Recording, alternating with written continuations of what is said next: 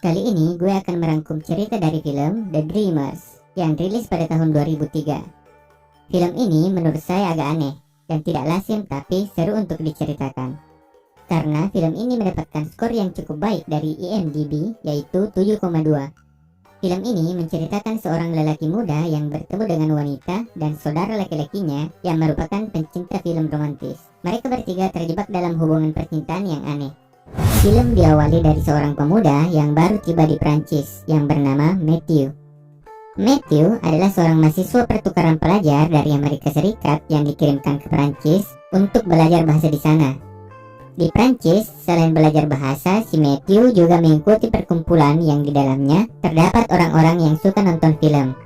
Alur kisah film ini diiringi dengan di mana terdapat adegan para pendemo yang berujung kerusuhan pada tahun 1968 di Prancis. Di scene ini kita diperlihatkan dengan seorang gadis yang memakai topi merah khas Prancis yang berdiri tepat di depan pagar besi. Gadis ini bernama Isabel. Tak lama setelah itu, Matthew datang dan mereka berkenalan. Tatapan tajam Isabel membuat Matthew penasaran saat itu. Di scene ini, Matthew mulai merasakan adanya percikan-percikan api asmara dengan Isabel.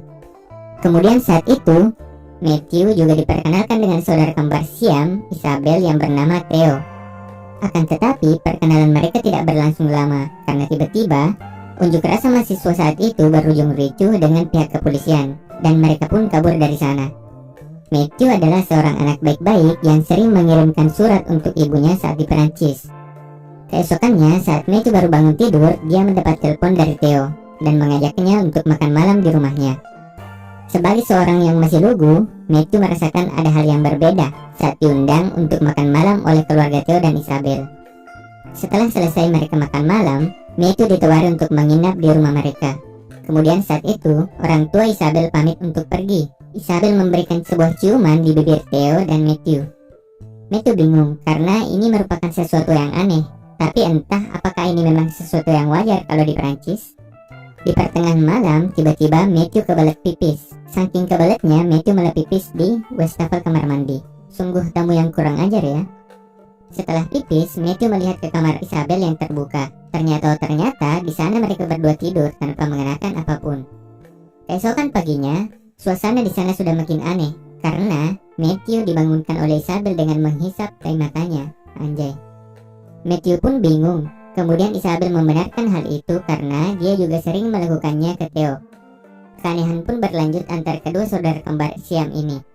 Saat Matthew diajak untuk tinggal bersama di rumah mereka, dikala orang tua Isabel pergi untuk waktu yang lama, di sana mereka bertiga sangat cocok karena mereka sangat gemar nonton film-film lawas. Sampai suatu ketika, saking sukanya nonton film-film lawas, mereka mengulang adegan berlari dalam sebuah film. Nah, disinilah Matthew berhasil masuk lebih dalam lagi ke kehidupan Isabel dan Theo. Alur film ini tambah seru ketika Theo gagal dalam menebak judul film dari Isabel. Theo harus pasrah untuk menjalani hukumannya, yaitu bercolai di depan foto artis lawas disaksikan oleh Matthew dan Isabel. Permainan masih berlanjut. Isabel dan Matthew gagal menebak adegan film yang dilakukan oleh Theo. Nah, sebagai hukumannya, gak tanggung-tanggung, Matthew harus enak-enak dengan Isabel. Tapi awalnya Matthew tidak ingin melakukannya. Setelah dipaksa, akhirnya Matthew mau juga. Di scene ini ternyata Matthew adalah laki-laki pertama yang merusak lubang kelinci milik Isabel, dan mereka pun saling jatuh cinta. Keesokan paginya, Isabel membuat sarapan untuk mereka. Akan tetapi makanan yang dibuat oleh Isabel lebih tampak seperti tai kucing ketimbang makanan. Lanjut. Lama-kelamaan, Matthew mulai nyaman dengan tingkah kedua saudara kembar ini. Bukan hanya Isabel, Matthew juga mulai cocok dengan Theo. Singkat cerita, Matthew mengajak Isabel untuk berkencan seperti orang pada umumnya. Karena di sini sama sekali, Isabel belum pernah diajak kencan oleh siapapun sebelumnya. Mereka kencan berdua, makan malam, dan berciuman di bioskop. Buat para jomblo, tenang, jangan sedih. Sepulangnya mereka dari kencan, Isabel menemukan pakaian wanita lain di rumahnya. Ternyata Theo mengajak wanita lain ke rumahnya untuk bermantap-mantap. Ini semua balasan atas kemarahan Theo karena tidak diajak oleh mereka berdua. Sampai suatu ketika saat Matthew dan Isabel ingin melakukan mantap-mantap, Isabel malah marah karena dia tidak rela kalau saudaranya si Theo berhubungan dengan wanita lain. Saking marahnya, Isabel sempat menyuruh Theo untuk pergi dari rumah itu. Malam pun tiba. Isabel mengajak Matthew dan Theo untuk tidur bersama di ruang tamu. Ketika semuanya tertidur lelap, Isabel membangunkan Theo dan bertanya, "Apakah kamu masih sayang padaku?" Theo dengan jelas menjawab, "Ya dong." Tapi saya masih bingung dengan cerita film ini. Karena kalau kamu lihat cerita dari awal sampai akhir, di sini yang kita rasakan adalah rasa sayang dari Isabel ke Theo cenderung bukan seperti rasa kasih sayang persaudaraan, malah seperti kekasih. Keesokan paginya, kemudian orang tua Isabel dan Theo datang dan memergoki mereka yang masih tidur pulas tanpa mengenakan busana. Isabel pun malu karena kelakuannya dan Theo sudah diketahui oleh orang tuanya.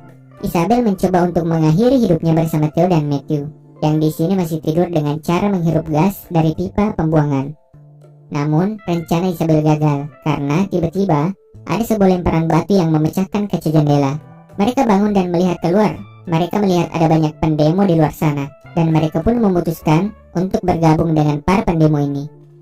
Theo yang dipengaruhi oleh para pendemo ini menyiapkan sebuah bom molotov, tapi Matthew menghalangi Theo. Isabel yang tidak bisa berpisah dengan Theo akhirnya ikut dengan Theo.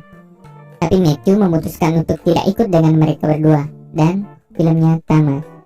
Sedikit informasi buat kalian, draft pertama skenario ini diadaptasi oleh Gilbert Adair dari novelnya sendiri, The Holy Innocent.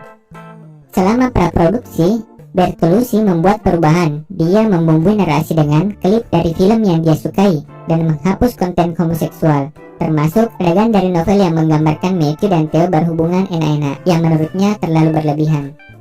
Eva Green meminta kepada The Guardian bahwa tim dan orang tuanya meminta untuk tidak berperan sebagai Isabel karena khawatir film tersebut yang menampilkan banyak adegan tanpa busana yang berdampak buruk pada karirnya nanti. Ketika Eva Green melihat potongan kasar dari film tersebut, dia cukup terkejut dan harus membuang muka selama adegan enak-enak itu berlangsung. Dia kemudian mengatakan kepada pewawancara bahwa baginya seolah-olah saya memiliki cerita lain dalam pikiran saya. Aduh, cukup lelah rasanya melihat cerita percintaan mereka bertiga. Sebuah alur film yang sampai saat ini masih membuat saya keheranan, terutama pada tokoh Isabel dan Theo. Kalau kalian ingin request silahkan komen di bawah.